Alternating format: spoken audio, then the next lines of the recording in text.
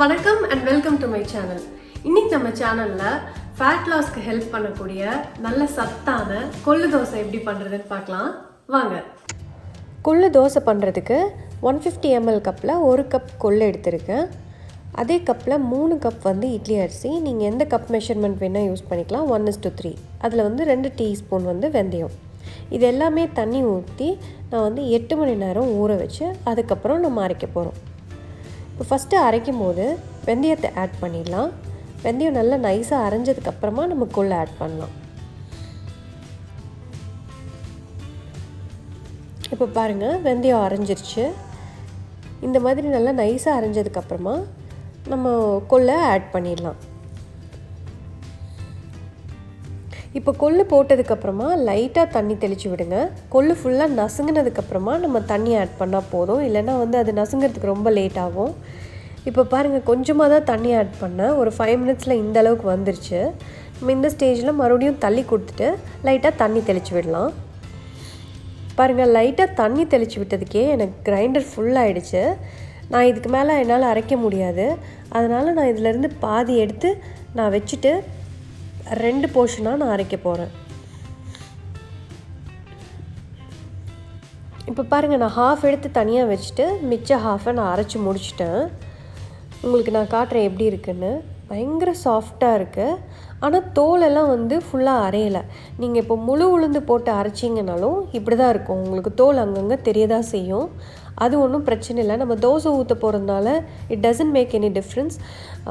நம்ம அதனால் இதோட நம்ம எடுத்து வச்சிடலாம். இப்போ நெக்ஸ்ட் பேட்சையும் போட்டு நம்ம அரைச்சிடலாம். இப்போ அடுத்த பேட்சும் நான் போட்டு அரைச்சாச்சு. இப்போ உங்களுக்கு எப்படி இருக்குன்றதை காட்டுறேன். அவ்வளோ அழகாக இருக்குது. இப்போ ட்ராப் பண்ணுற பாருங்களேன், பால் மாதிரி போய் விழுது. பார்க்கவே ரொம்ப அழகாக இருக்குது. ஸோ நம்ம ஃபுல்லாத்தையும் எடுத்துட்டு நம்ம அதுக்கப்புறம் நம்ம பார்க்கலாம். இப்போ எல்லாமே எடுத்து நான் இந்த பவுலில் போட்டுட்டேன். வெறும் 150 ml கப்புக்கு எவ்வளோ குவான்டிட்டி வந்திருக்கு பாருங்கள். இந்த பவுலில் ஆல்மோஸ்ட் 60% வந்திருக்கு. ஸோ இப்போ இதுலேயே வந்து நான் அரிசி ஆட் பண்ணி ஆஸ் யூஷுவல் அரிசி வந்து கொஞ்சம் கொஞ்சமாக தண்ணி விட்டு நீங்கள் அரைக்கணும். நல்லா நைஸாக அரைச்சிக்கலாம். ஒரு 10 நிமிஷத்தில் உங்களுக்கு அரைஞ்சிரும் நல்லா. இப்போ 10 நிமிஷம் கழித்து பாருங்களேன், நல்லா வந்து நைஸாக அரைஞ்சிருச்சு. நான் உங்களுக்கு காட்டுறேன்.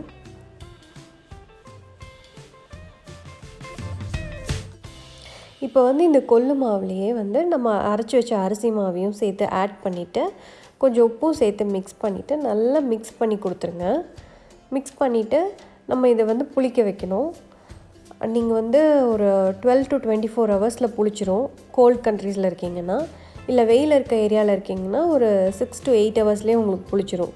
ஸோ புளிச்சதுக்கப்புறமா நான் எப்படி இருக்குன்றதை உங்களுக்கு காட்டுறேன்.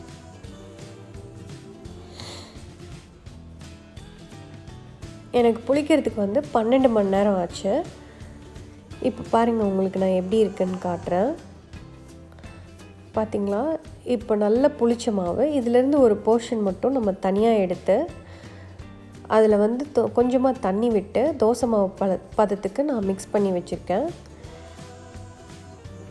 இப்போ வந்து கல்லும் வச்சுருக்கேன். இது சூடானதுக்கப்புறமா நம்ம தோசை ஊற்றலாம்.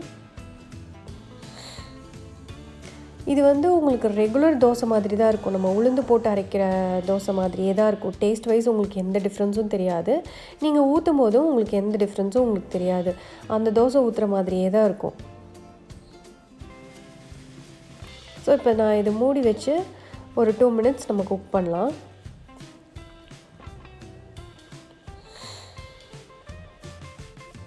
இப்போ பாருங்கள், நல்லா கிறிஸ்பாக வெந்துருச்சு. நம்ம மாவில் வந்து தோல் இருந்தது இல்லையா, தோசை ஊற்றும் போது உங்களுக்கு தோல் சுத்தமாக தெரியல பாருங்கள். ஸோ இப்போ நம்ம வந்து இந்த தோசைக்கு நம்ம நார்மல் தோசைக்கு என்னென்னலாம் சட்னி யூஸ் பண்ணுவோமோ அது எல்லாமே இதுக்கும் சூட் ஆகும். உங்களுக்கு ஒரு டிஃப்ரென்ஸும் தெரியாது டேஸ்ட்டில். நான் வந்து இன்றைக்கி ஆனியன் சட்னி செஞ்சு சாப்பிட போகிறேன். இந்த ரெசிபியை நீங்களும் ட்ரை பண்ணி பார்த்துட்டு உங்கள் கமெண்ட்ஸை என்னோட ஷேர் பண்ணுங்கள். நன்றி.